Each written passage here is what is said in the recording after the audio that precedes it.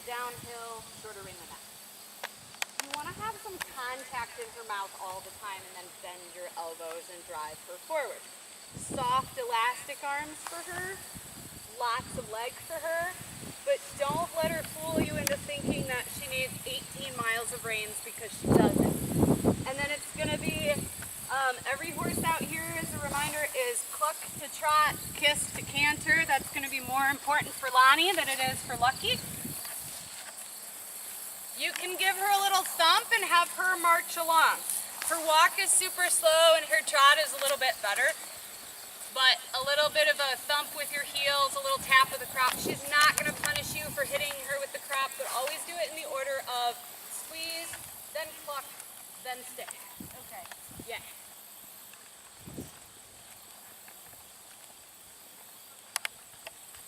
And elastic arms for you too, Kayla, and kind of follow along with her mouth.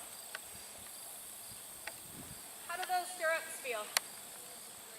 Good? Okay, cool. So try to stretch down in your heel. Even as you're squeezing, you're going to squeeze with your calf. And you can kind of stay up here. That way you don't have to like go through the poles and the jumps and everything. Yeah. Softer arms, more elastic arms.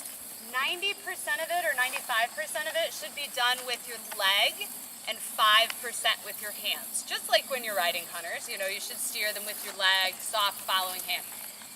Your reins essentially for jumping are just for